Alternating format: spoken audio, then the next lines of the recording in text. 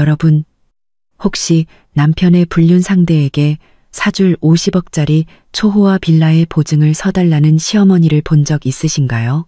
제 이야기는 바로 그 황당한 저녁 식사 자리에서부터 시작됩니다. 상상조차 할 수 없던 그날 밤의 이야기. 지금 바로 들려드릴게요. 지훈아, 빨리 손 씻고 밥 먹어. 저는 남편 그릇에 랍스터 한 조각을 올려주었어요. 요즘 통회사 일이 힘들다고 했거든요. 몸보신이라도 시켜주고 싶었죠. 그런데 제 손이 그릇에 닿기도 전에 남편이 무의식적으로 그릇을 피하는 게 아니겠어요? 마음에 뭔가 쿵하고 내려앉았지만 깊이 생각할 틈도 없었어요. 시어머니는 저를 본체만 채 거실 한가운데로 걸어가 헛기침을 하시더니 오늘 아주 좋은 소식이 있단다 하고 운을 떼셨죠. 아가씨가 바로 맞장구를 쳤어요. 오빠, 엄마가 무슨 선물 사줬는지 맞춰봐. 남편은 랍스터를 씹으며 웅얼거렸어요. 어머니, 쓸데없이 돈 쓰지 마세요. 하지만 눈은 현관 쪽을 향해 있었죠. 뭔가 불안한 기색이 역력했어요. 내 선물이 아니야. 어머니는 남편을 흘겨보시더니 가방에서 열쇠 꾸러미를 꺼내 딸랑거리며 흔드셨어요. 이건 유나한테 줄 거다. 내가 판교에 빌라를 한 채 샀거든. 300평짜리 정원이랑 수영장도 딸린 걸로 말이야. 유나. 제 손에 들려있던 젓가락이 쨍소리를 내며 식탁 위로 떨어졌습니다. 최유나. 그녀는 남편의 비서였어요. 지난달에 서류를 전해주러 집에 온 적도 있었죠. 그때만 해도 어머니는 유나를 탐탁지 않게 여기셨는데 갑자기 무슨 남편의 얼굴이 새하얗게 질렸어요. 손에 쥔 랍스터 껍질이 바스러질 정도였죠. 그는 벌떡 일어나 어머니의 입을 막으려 했어요. 어머니, 미쳤어요? 무슨 말도 안 되는 소리를 하세요. 말도 안 되는 소리? 어머니는 아들의 손을 뿌리치셨어요. 열쇠 꾸러미가 하마터면 제 얼굴에 맞을 뻔했죠. 우리 유나가 얼마나 젊고 예쁜데 게다가 내 아이까지 가졌잖니. 이 시어미가 당연히 챙겨줘야지. 8개월만 지나면 너도 아들을 품에 안을 수 있을 거다. 임신이라니. 귀에 솜이 꽉 막힌 것처럼 아무것도 들리지 않았어요. 둔기로 뒤통수를 세게 맞은 것처럼 눈앞이 캄캄해졌죠. 남편을 쳐다봤어요. 그는 입술을 파르르 떨며 시선을 피했어요. 손가락으로 식탁보에 구멍을 낼 기세였죠. 그 어떤 설명보다도 확실한 대답이었어요. 심장을 얼음 송곳으로 꿰뚫는 듯한 고통에 숨이 막혔습니다. 식탁을 붙잡고서야 겨우 쓰러지지 않을 수 있었어요. 아가씨는 옆에서 손뼉을 치며 좋아했죠. 우와, 너무 좋다. 나 고모 되는 거네. 그 빌라 나도 가봤는데 지하에 와인 저장고도 있더라. 앞으로 파티는 거기서 해야겠다. 어머니, 그 빌라 얼마짜리예요? 남편의 목소리는 형편없이 떨리고 있었고 고개는 가슴에 파묻힐 듯 숙여져 있었어요. 비싸긴 50억밖에 안 해. 어머니는 대수롭지 않게 말하시더니 갑자기 저를 보며 눈을 가늘게 뜨고 웃으셨어요. 연우야, 네가 돈이 많은 건 나도 잘 안다. 대출 서류는 다 준비됐고 보증인 서명만 하면 된단다. 네가 좀 보증인이요? 저는 벌떡 일어났어요. 의자 다리가 바닥에 긁히며 날카로운 소리를 냈죠. 머릿속이 윙하고 울리며 터져버릴 것 같았어요. 남편의 내연녀가 살 빌라에 저보고 보증을 서라고요? 50억. 만약 대출금을 갚지 못하면 은행은 계약서를 들고 저를 찾아올 거예요. 지난주에 남편이 회사에서 복지 혜택을 신청해야 한다며 제 신분증을 빌려갔었는데 원래 이런 속셈이었던 거죠. 그 여자라니 무슨 말을 그렇게 하니? 어머니의 표정이 굳어졌어요. 우리 박씨 집안의 귀한 아들을 낳아줄 유나다. 우리 집안의 장손을 임신했단 말이야. 그래서 제가 보증을 서야 한다고요? 저는 어머니 손에 들린 열쇠 꾸러미를 노려봤어요. 온몸의 피가 머리로 쏠리는 기분이었죠. 제 돈으로 당신 아들의 불륜녀에게 집을 사주란 말씀이세요? 그때였어요. 남편이 갑자기 쿵 소리를 내며 제 앞에 무릎을 꿇는 게 아니겠어요? 무릎이 바닥에 부딪히는 소리에 저도 모르게 움찔했죠. 그는 제 바지를 붙잡고 눈물 콧물을 쏟아냈어요. 연우야, 내가 잘못했어. 정말 미안해. 정말 잘못했다고? 그건 실수였어. 실수? 저는 차갑게 비웃으며 뒷걸음질 쳤어요. 그래, 정말 실수였어.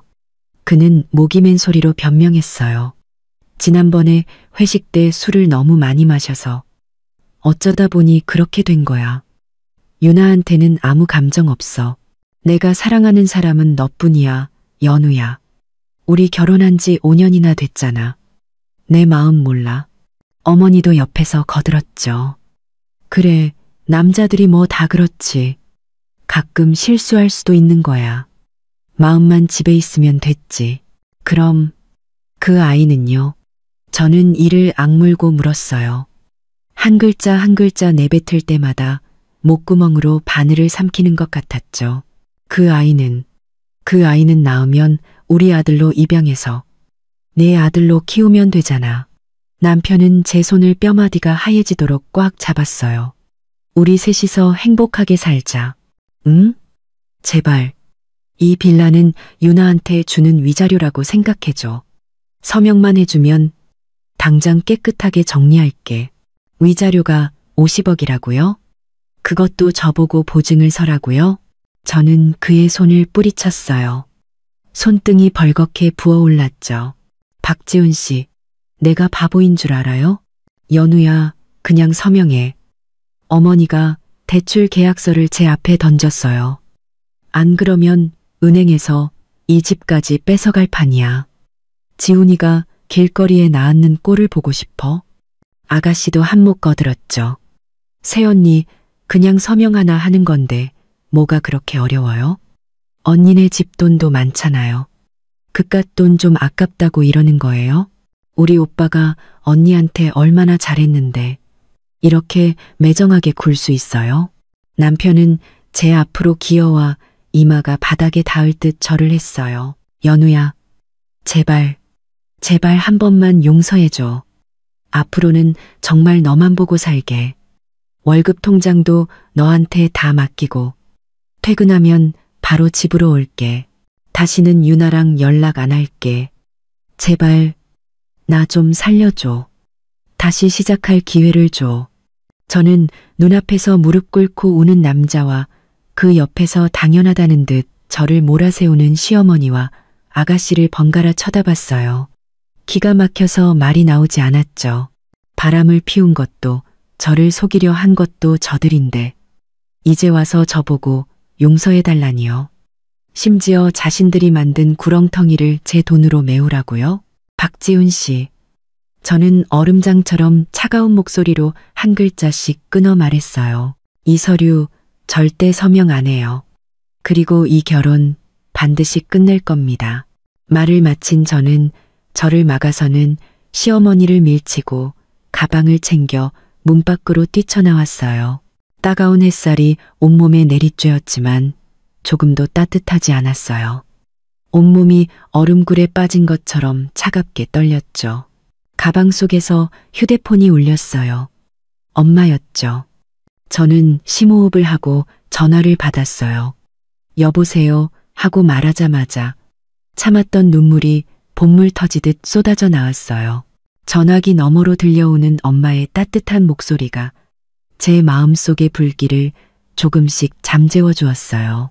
울지 말고 일단 집으로 와. 엄마가 맛있는 거 해놨어.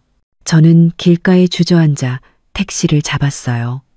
다리가 후들거려 제대로 서 있을 수가 없었죠. 남편이 무릎 꿇던 모습, 시어머니가 계약서를 던지던 목소리, 아가씨의 비웃음 섞인 얼굴이 머릿속에서 계속 맴돌았어요.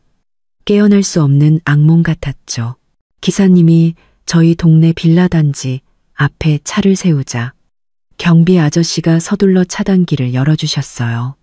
집에 환하게 켜진 불빛을 보자 코끝이 찡해지며 다시 눈물이 흘렀어요. 결혼할 때 저는 부모님께 말했어요. 남편 집안 형편이 넉넉지 않으니 비싼 신혼집은 필요 없다고요. 그냥 시댁의 오래된 아파트에서 살아도 괜찮다고 했죠. 부모님은 알겠다고 하셨지만 뒤로는 이곳에 단독 빌라를 사두셨어요. 딸 자식한테는 언제든 돌아올 자기만의 공간이 있어야 한다면서요. 그때는 부모님의 그런 행동이 불필요하다고 생각했는데 이제야 깨달았어요. 이곳이야말로 저의 진짜 집이라는 것을요. 초인종을 누르자마자 문이 열렸어요. 엄마는 아이보리색 실내복 차림에 머리를 편안하게 묶고 계셨죠. 빨개진 제 눈을 보시고는 아무것도 묻지 않고 저를 식당으로 이끄셨어요. 우선 밥부터 먹자. 무슨 일이든 배가 든든해야 해결할 수 있는 거야. 식탁 위에는 제가 좋아하는 전복죽이 김을 모락모락 피우고 있었어요. 숟가락을 들었지만 손이 너무 떨려 죽을 입으로 가져갈 수가 없었죠. 바람 피운 지 얼마나 됐니? 엄마는 제게 국을 떠주시며 마치 날씨 이야기를 하듯 아무렇지 않게 물으셨어요. 저는 코를 훌쩍이며 최윤아가 처음 서류를 가져왔을 때부터 시어머니가 신분증을 빌려간 일, 그리고 오늘 저녁 식사 자리에서 벌어진 일까지 모두 털어놓았어요. 남편이 무릎 꿇고 서명을 애원하던 이야기를 할 때는 다시 눈물이 쏟아졌죠. 어떻게 저한테 이럴 수가 있어요? 시어머니는 또 어떻고요? 어떻게 그 여자 빌라에 저보고 보증을 서라고 할 수가 있냐고요. 엄마는 숟가락을 내려놓고 냅킨으로 입가를 닦으셨어요. 50억짜리 대출 보증인으로 내 이름을 올리려고 했다니. 이건 작정하고 널 등치려 한 거네. 엄마, 저 이제 어떻게 해요? 저는 엄마의 손을 잡았어요. 따뜻한 온기가 전해졌죠. 그 계약서, 만약 저들 마음대로 제 신분증으로 서명해버리면 어떡해요? 서명해도 소용없어. 엄마는 제 손등을 토닥이셨어요. 요즘은 대출 받으려면 본인이 직접 가서 서명하고 영상까지 찍어야 해. 내 신분증으로는 기껏해야 휴대폰 개통하는 정도밖에 못할 거야. 그제야 저는 안도의 한숨을 내쉬었어요. 등에 났던 식은땀이 마르는 기분이었죠. 하지만 이 일을 그냥 넘어가선 안 되지. 엄마는 서재에서 서류철 하나를 가져오셨어요. 그 사람들이 단순히 빌라만 사려고 한 줄 아니? 내 시어머니 행동이 하도 이상해서 내가 수진이한테 부탁해서 좀 알아봤어. 이거 한번 봐. 서류철에는 두툼한 은행 거래 내역서와 사진 몇 장이 들어있었어요. 사진 속에는 남편이 최윤아와 함께 명품 매장을 돌며 쇼핑을 하고 있었고 시어머니는 뒤에서 쇼핑백을 들고 한바구음을 짓고 있었죠. 거래 내역서에는 남편이 매달 최윤아의 계좌로 돈을 보낸 기록이 찍혀 있었어요. 적게는 몇백만 원에서 많게는 몇천만 원까지. 이체 메모에는 생활비, 가방사 같은 말들이 적혀 있었죠. 이건 전부 우리 공동 재산이잖아요. 저는 화가 나서 손이 부들부들 떨렸어요. 그 돈 중 절반은 제 월급 통장에서 나간 돈이었어요. 그뿐만이 아니야. 엄마는 다른 서류를 가리키셨어요. 내 시어머니는 너희가 살던 그 낡은 아파트까지 담보로 잡혔더구나. 대출금 2억 원도 전부 최윤아한테 보냈어. 미쳤나 봐요. 저는 제 눈을 의심했어요. 그 낡은 아파트는 시아버지가 남긴 유산이라며 시어머니가 애지중지하던 곳이었어요. 그걸 담보로 잡았다고요? 자기 귀한 장손을 위해서라면 뭔들 못하겠니. 엄마는 냉소적으로 웃으셨어요. 수진이가 그러는데 최윤아 뱃속의 아이가 정말 네 남편 아이인지도 확실하지 않다더라. 저는 잠시 멍해졌어요. 그게 무슨 말씀이세요? 최윤아가 내 남편 말고도 다른 남자 여럿이랑 아주 가깝게 지냈다는구나. 엄마는 다른 사진 한 장을 건네주셨어요. 최윤아가 낯선 남자의 팔짱을 끼고 호텔로 들어가는 사진이었죠. 수진이가 알아냈어. 이 남자는 재벌 2세인데 네 남편보다 돈이 훨씬 많아. 그래서 시어머니가 그렇게 서둘러 빌라를 사고 대출을 받으려고 했던 거군요. 최윤아를 다른 남자한테 뺏길까 봐요. 저는 그 가족이 한심하면서도 우습게 느껴졌어요. 엄마, 그럼 이제 어떻게 해야 돼요? 첫째, 증거 수집. 엄마는 휴대폰을 꺼내셨어요. 내일 그 집에 다시 가. 네 물건들 전부 챙겨 나오고, 그리고 네 남편의 외도 증거를 찾아. 대화 기록, 이체 내역, 뭐든 많을수록 좋아. 다시는 그 집에 가고 싶지 않아요. 남편과 시어머니를 다시 볼 생각만 해도 온몸에 소름이 돋았어요. 가야 해. 엄마는 단호한 눈빛으로 저를 보셨어요. 그건 전부 내 물건이야. 왜 그 사람들에게 남겨줘. 그리고 이혼하려면 확실한 외도 증거를 잡아서 그 인간을 빈털터리로 만들어야지. 빈털터리요? 그래, 엄마는 고개를 끄덕이셨어요. 부부 공동 재산을 빼돌리고, 혼인 중에 외도하고, 심지어 제 엄마랑 짜고 널 속이려 했잖아. 명백한 유책 배우자야. 법적으로 재산을 적게 받거나 아예 못 받게 할 수 있어. 저는 엄마를 보며 마음을 다잡았어요. 예전에는 한 발 물러서면 모든 게 해결될 거라 생각했지만 이제는 알겠어요. 저런 인간들을 상대하려면 한치의 양보도 해선 안 된다는 것을요.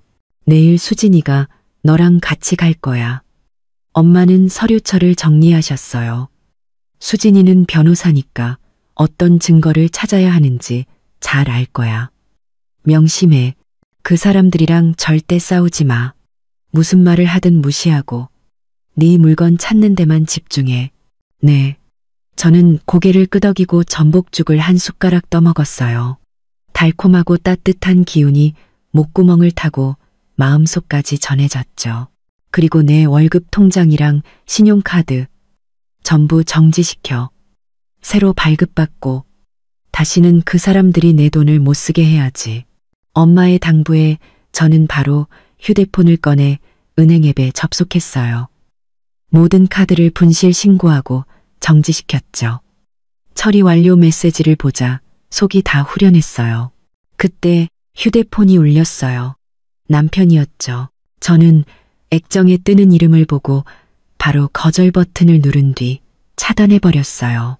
몇 초 뒤 시어머니에게서 전화가 왔지만 역시 똑같이 차단했죠. 잘했다. 엄마는 만족스럽게 고개를 끄덕이셨어요. 변명할 기회조차 주지 마. 밤새 잠을 설쳤어요. 결혼 초 남편이 저를 안고 평생 잘해주겠다던 약속, 열심히 일해서 행복하게 해주겠다던 맹세들이 귓가에 맴돌았어요. 이제와 생각하니 전부 헛소리였죠. 다음 날 아침 수진이가 저희 집으로 왔어요. 검은색 정장 차림에 머리를 단정하게 빗어 넘긴 그녀는 저를 보자마자 말했죠. 준비됐지? 오늘 가서 싹 다 쓸어오자. 응. 저는 심호흡을 하고 가방을 챙겼어요. 가자. 남편의 낡은 아파트 앞에 차를 세우고 잠시 망설였어요. 수진이가 제 어깨를 두드리며 말했죠. 걱정 마. 내가 있잖아. 문을 열고 들어가자.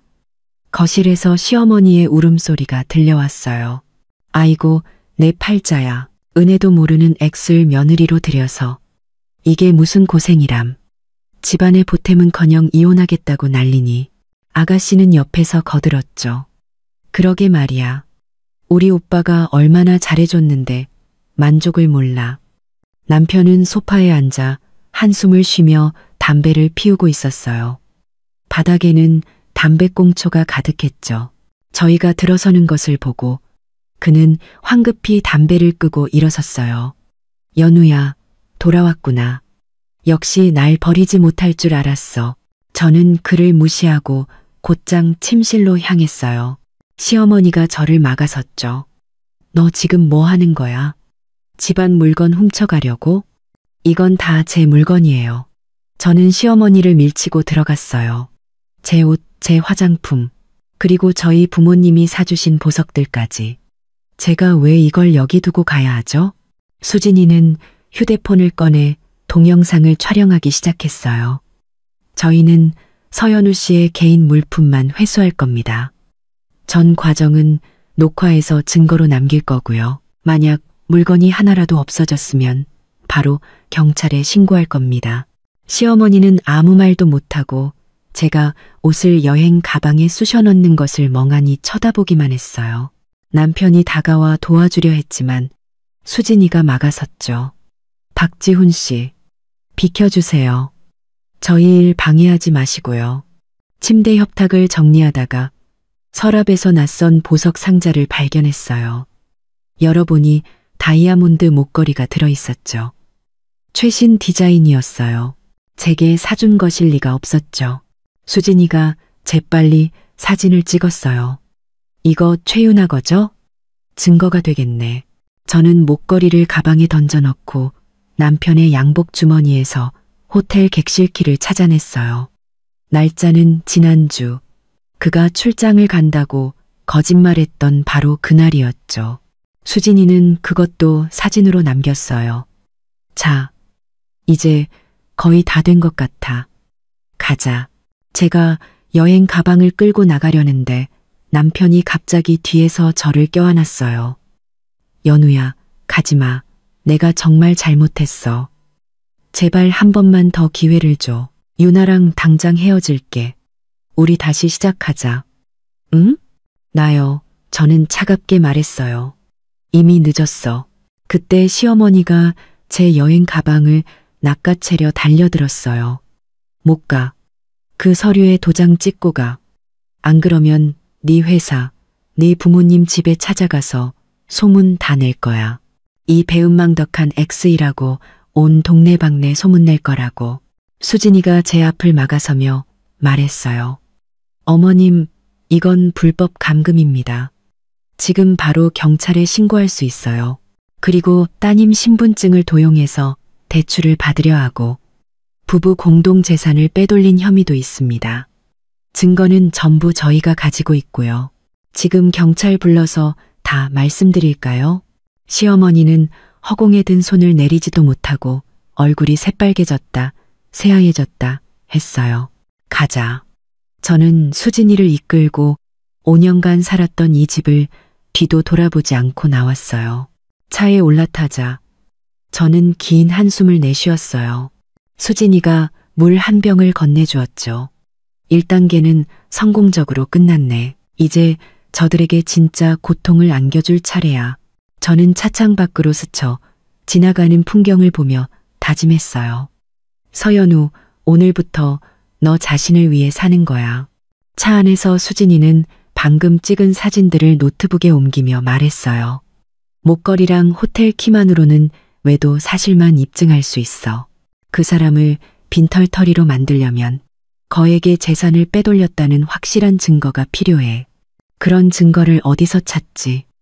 저는 차창 밖으로 보이는 남편의 낡은 아파트를 보며 마음이 돌덩이처럼 무거워졌어요.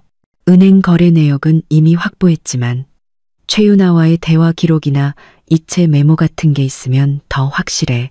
그리고 네 시어머니가 아파트를 담보로 대출받은 계약서. 그것도 중요한 증거가 될 거야. 수진이가 핸들을 돌리며 말했어요. 그런 중요한 서류들을 쉽게 찾을 수 있는 곳에 뒀을 리가 없잖아. 저는 그게 불가능한 일처럼 느껴졌어요. 사람들은 중요한 물건일수록 가장 안전하다고 생각하는 곳에 숨겨두는 법이지. 수진이가 웃으며 말했어요. 생각해봐. 내 남편이 평소에 물건을 숨겨두는 버릇 같은 거 없었어? 곰곰이 생각해보니 남편은 항상 건망증이 심하다며 중요한 물건은 서재에 있는 금고에 넣어두곤 했어요. 비밀번호는 자기 생일이었죠.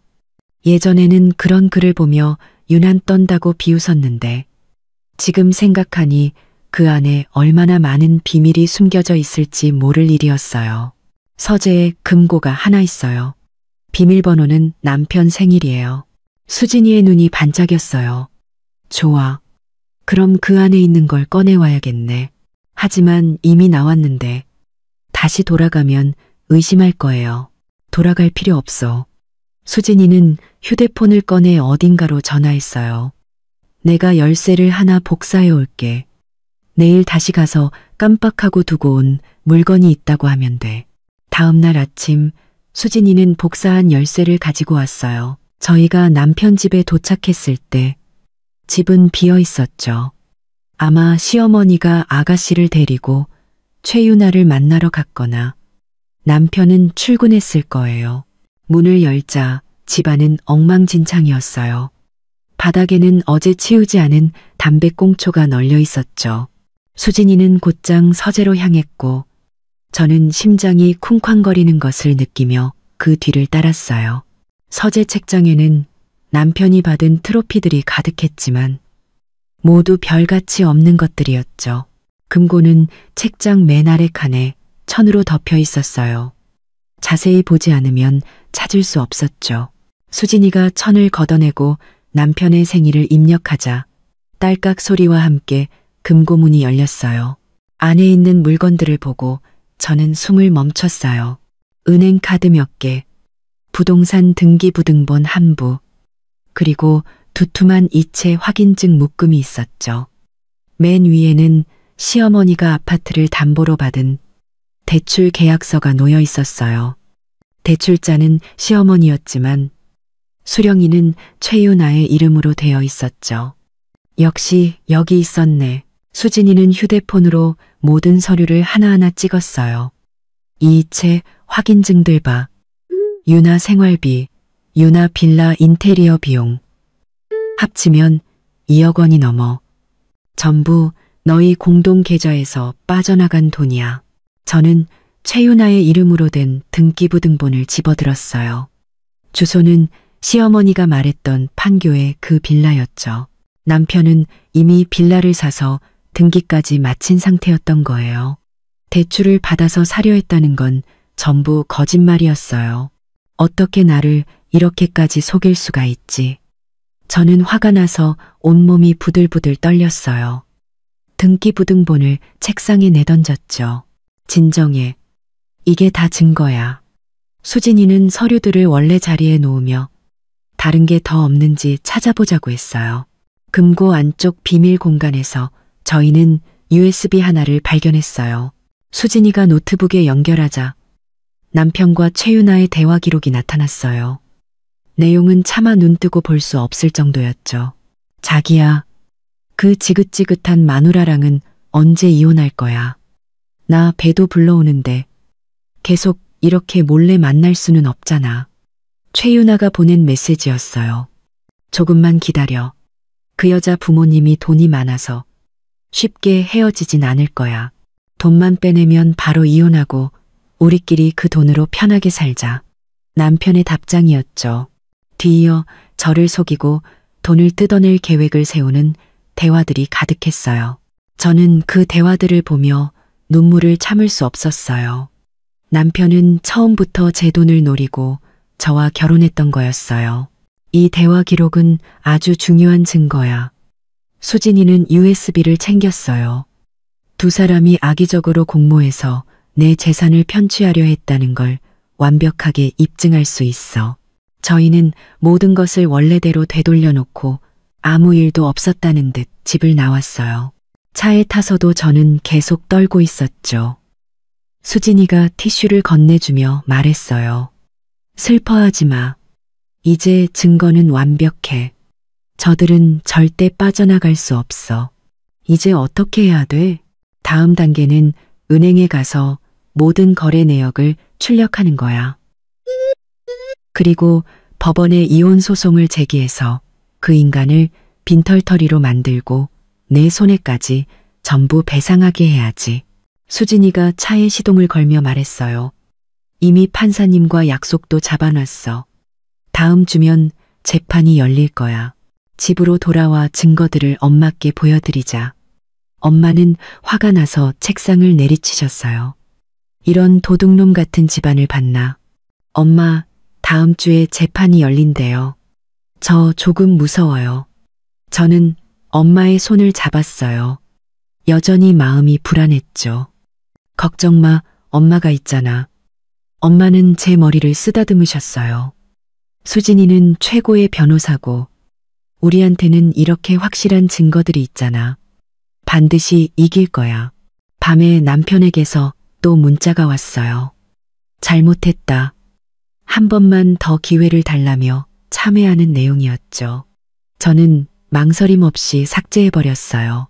그런 남자에게 더 이상 시간을 낭비할 가치는 없었으니까요. 다음 날, 저는 재판 준비를 위해 회사에 휴가를 냈어요.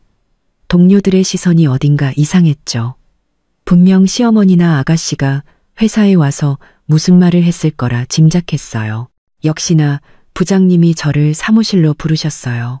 서대리, 집에 무슨 일 있다면서? 네, 이혼 준비 중입니다. 저는 숨기지 않았어요. 에휴, 부부싸움은 칼로물 100이라는데 서로 한 발씩 양보하면 되지. 부장님은 저를 설득하려 하셨어요. 어제 자네 시어머니가 회사에 와서 자네가 사소한 일로 이혼하려 한다고 하소연하더군. 그리고 자네가 그분이 무슨 말씀을 하시든 상관없습니다. 저는 부장님의 말을 끊었어요. 저는 이미 결심했습니다. 다음 주에 법원에 소장을 제출할 겁니다. 부장님은 한숨을 쉬셨어요. 그래, 자네가 그렇게 결심했다니 더는 말리지 않겠네. 당분간은 집안일 잘 처리하게. 회사에서는 장기 휴가를 주겠네. 감사합니다, 부장님. 회사를 나와 저는 쇼핑몰에 가서 새 옷을 사고 머리도 새로 했어요. 최고의 모습으로 이 싸움에 임하고 싶었죠. 저를 상처 준 사람들에게 보여주고 싶었어요. 서연우가 그렇게 만만한 사람이 아니라는 것을요. 집에 돌아오자마자 수진이에게서 전화가 왔어요. 방금 들은 소식인데 네 남편이랑 시어머니가 여기저기 돈 빌리러 다니고 있대. 최유나 태교 비용이 필요하다면서. 말이야, 정말 돈이 없나 봐. 꼴 좋네. 저는 냉소적으로 웃었어요. 저들의 좋은 시절은 이제 끝났어. 전화를 끊고 창밖의 햇살을 보며 저는 마음속으로 다짐했어요. 이 싸움 반드시 이긴다. 집에서 재판 준비를 하던 중 초인종이 울렸어요. 현관문 렌즈로 보니 시어머니와 아가씨가 문 앞에 서 있었죠. 둘 다 잔뜩 굳은 표정이었어요. 저는 문을 열지 않고 물었어요. 무슨 일이세요? 연우야, 문 좀 열어봐라. 할 얘기가 있다. 시어머니가 문을 두드리며 소리쳤어요. 한솥밥 먹던 식구끼리 꼭 법원까지 가야겠니? 아가씨도 거들었죠. 새언니, 왜 숨어서 나오지도 않아요? 엄마가 지금 속상해서 쓰러지기 일보 직전이라고요. 할 말은 법정에서 하시죠. 저는 더 이상 상대하고 싶지 않아 돌아섰어요. 문 안 열겠다. 이거지? 시어머니의 목소리가 갑자기 커졌어요. 좋아. 그럼 여기서 소리 지를 테다. 이 동네 사람들 다 들으라고. 네가 얼마나 배은망덕한 며느리인지 다 알려줄 거야. 결혼 5년 동안 우리 집에서 너한테 얼마나 잘해줬는데 이제 와서 돈 좀 생겼다고 우리를 쫓아내? 아래층에서 이웃들이 문을 여는 소리가 들렸어요. 수진이는 이런 사람들이 꼭 이런 식으로 나온다고 경고했었죠. 제 평판이 나빠지게 둘 수는 없었어요. 저는 이를 악물고 문을 열었어요. 시어머니는 들어오자마자 소파에 앉아 다리를 꼬았고 아가씨는 집안을 훑어보며 저희 집 크리스탈 샹들리에서 눈을 떼지 못했죠. 무슨 일이시죠? 저는 현관에 서서 앉으라는 말도 하지 않았어요. 그 대출건 때문에 왔다. 시어머니는 헛기침을 하며 어른 행세를 했어요. 연우야, 네가 아직 화가 난 건 알지만 그 빌라는 유나 이름으로 되어 있잖니. 대출금을 못 갚으면 은행에서 집을 뺏어갈 거야. 우리 박씨 집안의 장손이 길거리에 나앉는 꼴을 보고 싶어? 그건 두 분이 알아서 하실 일이죠. 저는 팔짱을 끼고 말했어요. 저와는 상관없습니다. 왜 상관이 없어? 아가씨가 소리쳤어요. 언니는 우리 오빠 아내잖아. 우리 박씨 집안 사람이라고. 오빠 일은 곧 언니 일이야. 저는 이미 이혼 소송을 제기했어요. 저는 휴대폰으로 법원에 접수 확인서를 보여줬어요. 법적으로는 곧 남이 될 거예요. 시어머니의 얼굴이 굳어지며 책상을 내리쳤어요. 법이다가 아니야. 네가 이혼 도장을 찍기 전까지는 박씨 집안 며느리라고. 그 대출 네가 반드시 보증 서야 해. 안 그러면 나 여기서 한 발짝도 안 나갈 거야.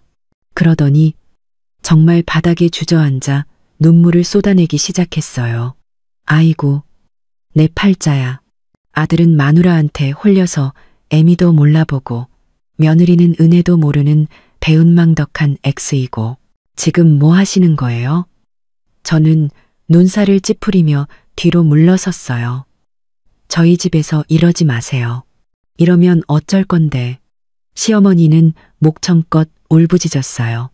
네가 서명 안 하면 내가 매일 여기 와서 올 거야. 내 부모님한테도 찾아가서 네가 나한테 어떻게 했는지 다 말할 거라고. 그때 다시 초인종이 울렸어요. 시끄러워서 이웃이 찾아온 줄 알았는데 문을 여니 수진이가 서류 봉투를 들고 서 있었죠. 저 사람들이 찾아올 줄 알았어. 수진이는 거실로 들어와 바닥에 앉아있는 시어머니를 보고 차갑게 웃었어요. 어머님, 지금 제 의뢰인을 3번째 괴롭히시는 겁니다. 계속 이러시면 업무방해 및 협박죄로 고소하겠습니다. 시어머니는 울음을 뚝 그치고 수진이를 노려봤어요. 넌 또 뭐야?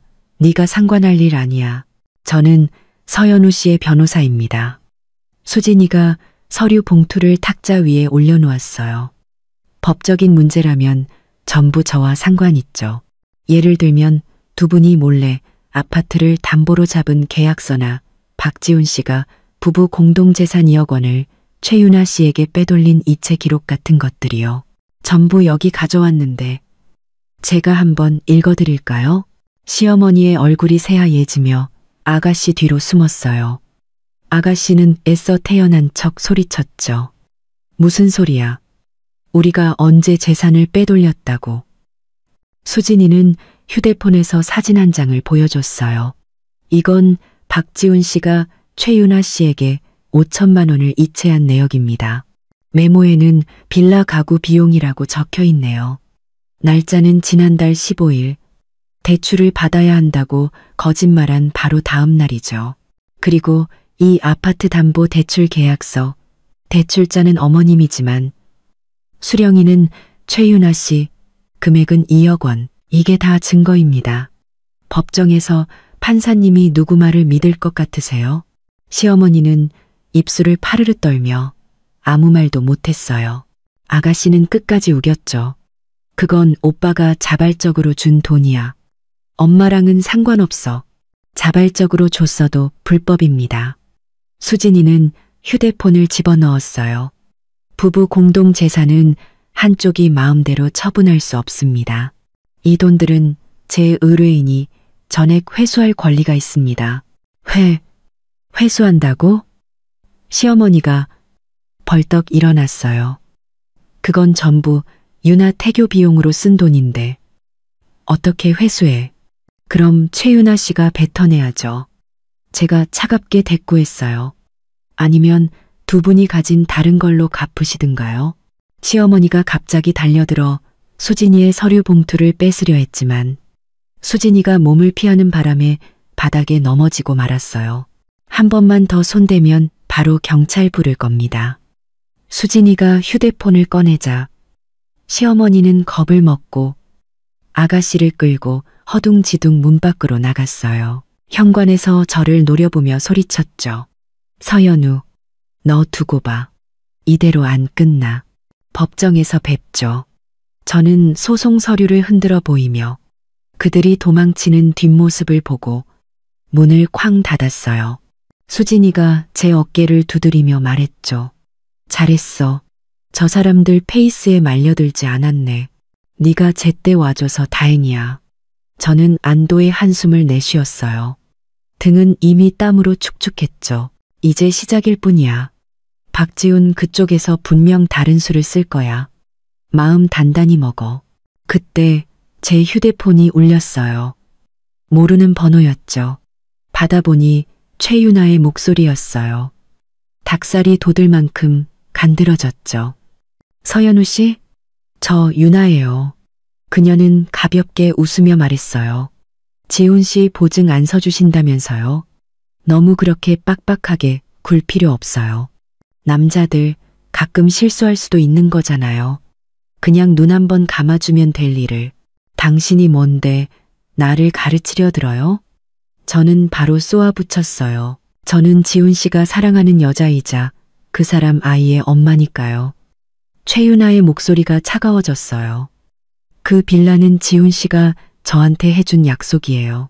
만약 당신 때문에 이게 잘못되면 나도 평생 당신 이혼 안 해줄 거예요. 두고두고 괴롭혀 줄 테니 각오해요. 어디 한번 해보시죠. 저는 비웃었어요. 당신 뱃속의 아이가 먼저 태어나는지 아니면 당신이랑 박지훈 씨가 사기죄로 먼저 감옥에 가는지 한번 보자고요. 저는 바로 전화를 끊고 번호를 차단해버렸어요. 옆에서 듣고 있던 수진이가 고개를 끄덕였죠. 저런 인간들은 더 강하게 나가야 해. 오후에 은행의 거래 내역을 출력하러 갔다가 로비 구석에 서 있는 남편을 발견했어요. 그는 저를 보자마자 다가왔죠. 눈이 퉁퉁 부어 있었어요. 연우야, 우리 얘기 좀 할까? 그의 목소리는 쉬어 있었고 눈은 충혈되어 있었어요. 딱 5분만. 할 얘기 없어요. 저는 뒤로 물러서며 거리를 뒀어요. 내가 잘못했어. 정말이야. 그는 제 손목을 잡았어요. 힘이 어찌나 센지 뿌리칠 수가 없었죠. 유나랑은 이미 끝냈어. 빌라도 다시 팔라고 했고 돈도 천천히 갚을게. 제발 소송만은 취하해줘. 우리 다시 시작하자. 내가 정말 잘할게. 끝냈다고요? 저는 그의 손을 뿌리쳤어요. 오전에 저한테 전화해서 평생 괴롭히겠다고 협박한 건 누구였죠? 남편의 얼굴이 새빨개지며 더듬거렸어요. 그건 유나가 잠시 오해해서 그런 거고. 내가 잘 설명할게. 됐어요. 저는 그의 위선적인 얼굴을 보자 역겨움이 치밀었어요. 법정에서 봅시다. 그가 쫓아오려 했지만 은행 보안요원에게 제지당했어요. 보안요원에게 끌려나가는 그의 모습을 보며 저는 아무런 감정도 느끼지 못했어요. 어떤 사람들은 직접 벽에 머리를 부딪혀 봐야만 정신을 차리는 법이죠. 하지만 저는 그에게 돌아갈 기회를 줄 생각이 없었어요. 집으로 돌아와 은행 거래 내역과 그동안 모은 증거들을 정리했어요. 두툼한 서류 뭉치를 본 엄마가 제 손을 잡으며 말씀하셨죠. 잘했다. 증거가 확실할수록 이길 확률도 높아지는 거야.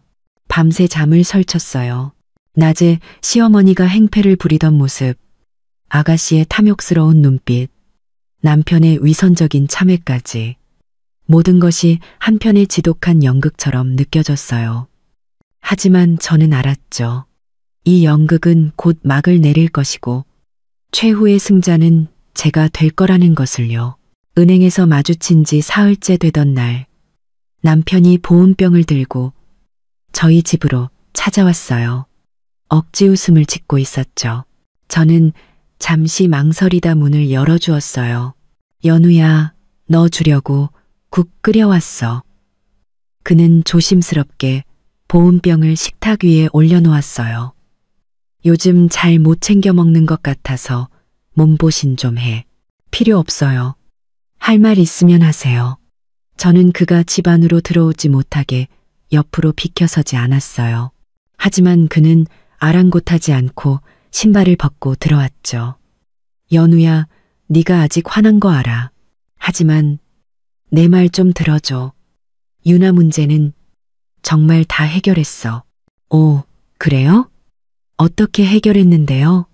저는 팔짱을 끼고 그가 어떤 거짓말을 할지 지켜봤어요. 내가 유나랑 크게 싸우고 빌라 팔아서 돈 전부 너한테 갚으라고 했어.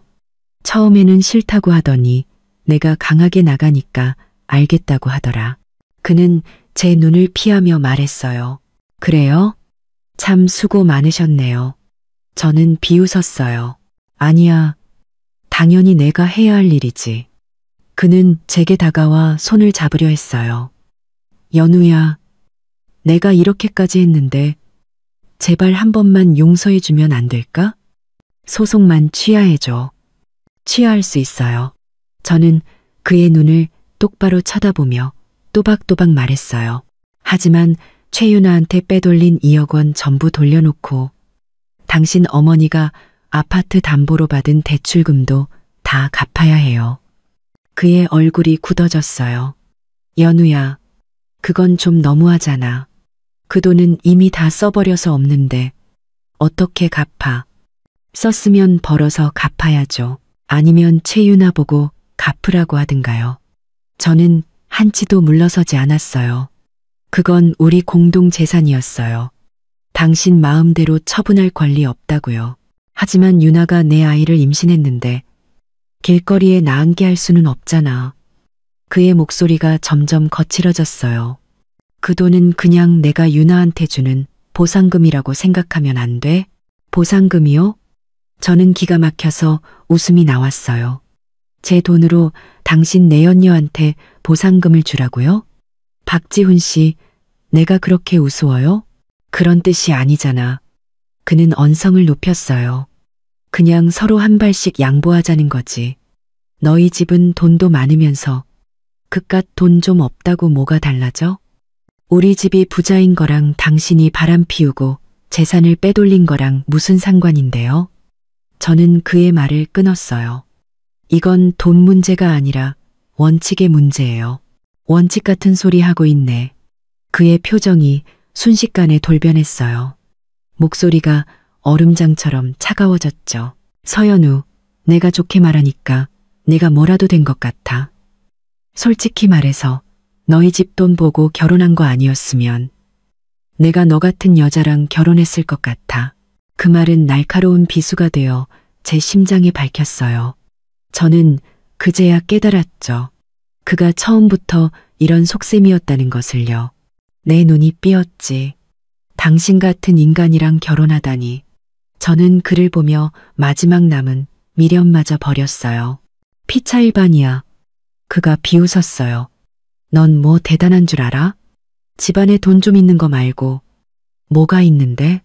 성격은 더럽지. 애도 못 낳지. 내 돈 아니었으면 진작에 이혼했어. 지금이라도 늦지 않았네요. 저는 심호흡을 하며 애써 평정을 유지했어요. 법정에서 봅시다. 당신이 저지른 짓 반드시 대가를 치르게 해줄 테니까. 대가? 그가 더 차갑게 웃었어요. 네가 이길 것 같아? 우리 엄마가 그랬어. 우리가 끝까지 네가 자발적으로 준 돈이라고 우기면 판사도 어쩔 수 없을 거라고. 그리고 네가 이 일을 크게 벌이면 내가 네 회사, 네 부모님 집에 찾아가서 소문 다 낼 거야. 네가 애도 못 낳는 여자라고 소문내서 어디서 재혼도 못하게 만들어주겠어. 당신. 저는 화가 나서 온몸이 부들부들 떨렸어요. 두고 봐. 그는 식탁 위에 보온병을 집어던졌어요. 국물이 제 치마 위로 튀었죠. 이 결혼 그렇게 쉽게 못 끝내. 보증 서명 안 하면 내가 매일 네 회사 앞에 가서 널 기다릴 거야. 아예 회사도 못 다니게 만들어주겠어. 그는 말을 마치고 문을 쾅 닫고 나가버렸어요. 그 충격으로 벽에 걸려있던 액자가 떨어졌죠. 저는 엉망이 된 거실과 얼룩진 치마를 보며 눈물을 흘렸어요. 하지만 이번에는 슬픔 때문이 아니었어요. 분노와 안도감 때문이었죠.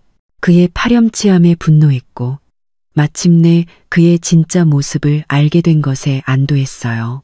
얼마 지나지 않아 수진이에게서 전화가 왔어요. 남편이 제 회사에 찾아와 제가 돈 때문에 이혼하려 한다. 아이를 낳지 못한다며 소란을 피웠다는 거였죠. 걱정 마. 보안팀에서 끌어냈고 부장님께도 다 설명해 드렸어. 수진이가 저를 위로했어요. 저런 인간들은 그런 식으로 널 압박하려는 거야. 절대 속아 넘어가면 안 돼. 알아. 저는 눈물을 닦고 단호하게 말했어요. 그럴수록 더더욱 대가를 치르게 해줘야지. 전화를 끊고 저는 엉망이 된 집을 치우고 엄마에게 전화했어요. 엄마는 전화를 받자마자 욕을 하셨죠. 그런 천하의 나쁜 놈을 봤나. 연우야, 걱정 마. 엄마가 절대 가만 안 있을 거야. 엄마, 괜찮아요. 그냥 너무 역겨워서요. 그런 놈은 상대할 가치도 없어. 엄마의 목소리가 부드러워졌어요. 내일 아빠랑 같이 법원에 가. 어디서 또 함부로 입을 놀리는지 보자. 전화를 끊고 저는 창밖의 밤하늘을 보며 마음을 다잡았어요. 이 싸움은 반드시 이겨야 해요. 저 자신뿐만 아니라 세상의 모든 나쁜 남자들에게 상처받은 여자들을 위해서라도요. 다음 날 아침 아빠가 정장 차림으로 저를 찾아오셨어요. 걱정 마라. 아빠가 있다. 아무도 널 함부로 대하지 못할 게다. 아빠의 말에 마음이 든든해졌죠. 법원에 도착하니 남편과 시어머니가 이미 와 있었어요. 시어머니는 저를 보자마자 달려들려 했지만 아빠가 막아서셨죠. 어르신, 여긴 법원입니다. 행동 조심하시죠. 아빠의 낮지만 위험 있는 목소리에 시어머니는 기가 죽어 더 이상 다가오지 못했어요. 남편은 옆에서 제 눈치를 보며 고개를 숙이고 있었죠. 재판이 시작되자 수진이는 모든 증거를 제출했어요. 남편과 최유나의 대화 기록, 이체 내역, 담보대출 계약서까지. 남편과 시어머니는 끝까지 제가 자발적으로 준 돈이라며 대화 기록은 조작된 것이라고 우겼지만 명백한 증거 앞에서 그들의 변명은 힘을 잃었죠. 판사는 잠시 휴정을 선언했어요. 잠시 후 재판이 다시 열렸고 판사는 최종 판결을 내렸어요. 이혼을 허가하며 남편은 불법적으로 빼돌린 재산 2억 3천만 원을 저에게 반환하고 시어머니는 아파트 담보 대출금을 스스로 상환해야 하며 판교 빌라는 경매에 붙여 그 매각, 대금 전액을 저에게 지급하라고 판결했죠. 시누이의 절도 및 명예훼손건은 별도로 처리될 것이라고도 덧붙였어요. 판결을 듣자 시어머니는 눈앞이 캄캄해졌는지 의자에서 쓰러질 뻔했고 남편은 그녀를 부축하며 입술만 파르르 떨 뿐 아무 말도 하지 못했어요. 법원을 나오자 수진이가 웃으며 말했어요. 축하해. 이제 완벽하게 해방이야. 고마워. 저는 하늘을 올려다보았어요. 햇살이 유난히 따스하게 느껴졌죠. 그날 오후 사촌 아주머니에게서 전화가 왔어요. 시어머니가 작은아버님 댁에 찾아가 돈을 빌리려다 오히려 집안 망신시킨다며 쫓겨났다는 소식이었죠. 온 친척들 사이에서 시어머니는 이제 골칫덩어리로 전락해버린 거예요. 그날 저녁 엄마에게서 영상 통화가 왔어요. 빌라 경매 대금과 남편이 반환한 돈까지 총 30억 원이 넘는 돈이 제 통장으로 입금되었다고요. 이 돈은 네가 잘 가지고 있어. 다시는 아무한테도 속지 말고. 엄마의 당부에 저는 눈시울이 뜨거워졌어요. 그날 밤 새 아파트에서 저녁을 준비하는데 초인종이 울렸어요. 남편이었죠. 그는 과일 바구니를 들고 엉망인 모습으로 서 있었어요. 연우야, 제발. 우리 엄마가 친척들한테도 다 쫓겨나서 갈 곳이 없어. 우리 부부였던 정을 생각해서라도 제발 돈 좀 빌려주면 안 될까? 안 돼요. 저는 단호하게 거절했어요. 법원 판결대로 갚아야 할 돈이나 잘 갚으세요. 두 분이 어디서 살든 저랑은 상관없는 일이에요. 그는 문 밖에서 한참을 서성이다가 결국 한숨을 쉬며 돌아갔어요. 며칠 뒤 수진이가 보내준 사진 속에서 남편은 길거리에서 전단지를 돌리고 있었어요. 시어머니의 병원비를 마련하기 위해 하루에 3가지 일을 한다고요. 저는 그 사진을 보고 아무런 감흥도 느끼지 않았어요. 모두 자업자득이니까요. 시간이 흘러 시어머니가 살던 작은 집마저 은행에 넘어가고 그녀는 길거리에서 폐지를 주우며 생활하게 되었다는 소식을 들었어요. 남편은 여전히 공사판을 전전하며 빚을 갚고 있었고 감옥에서 나온 신우이는 어디론가 자취를 감췄다고 했죠. 저는 아빠 회사에 새로 생긴 부서의 팀장이 되어 새로운 삶을 시작했어요. 어느 날 사무실로 낯선 주소에서 온 소포가 도착했어요. 남편이 보낸 것이었죠. 안에는 우리의 옛 사진이 담긴 앨범과 짧은 편지가 들어 있었어요. 연우야, 미안하다. 과거는 이 앨범과 함께 버리고 너는 꼭 행복해라. 저는 망설임 없이 앨범을 쓰레기통에 버렸어요. 과거는 과거일 뿐 더 이상 제 삶에 어떤 영향도 미치지 못했으니까요. 어느 주말 친구들과 함께 새로 개업한 레스토랑에서 식사를 하다가 우연히 옛 동창을 만났어요. 연우야, 너 정말 대단하다. 네, 전 남편이랑 시어머니 요즘 아주 비참하게 산다더라. 꼴 좋다. 그런가? 저는 웃으며 대답했어요. 다들 자기가 선택한 길을 가는 거지. 그나저나 너 요즘 정말 좋아 보인다. 얼굴에 빛이 나네. 응, 나 요즘 정말 행복해. 집으로 돌아오는 길, 저는 활짝 핀 해바라기 한 다발을 샀어요. 새집 거실에 해바라기를 꽂아두니 집안이 환해지는 것 같았어요. 활짝 핀 해바라기처럼 제 인생도 이제 막 새롭게 피어나고 있었죠. 저는 깨달았어요. 인생에서 나쁜 사람, 나쁜 일을 만났을 때 가장 좋은 복수는 미워하거나 원망하는 것이 아니라 그저 내 삶을 더 멋지고 행복하게 가꾸는 것이라는 것을요. 제가 더 높은 곳에서 더 아름다운 풍경을 즐기고 있을 때 그들은 여전히 자신이 만든 진흙탕 속에서 허우적거리고 있을 테니까요. 그게 바로 최고의 복수 아닐까요? 제 이야기는 여기까지입니다. 여러분도 혹시 힘든 시간을 보내고 있다면 기억하세요. 어둠이 깊을수록 새벽은 가깝고 모든 시련의 끝에는 반드시 눈부신 아침이 기다리고 있다는 것을요. 여러분의 빛나는 인생을 제가 항상 응원하겠습니다.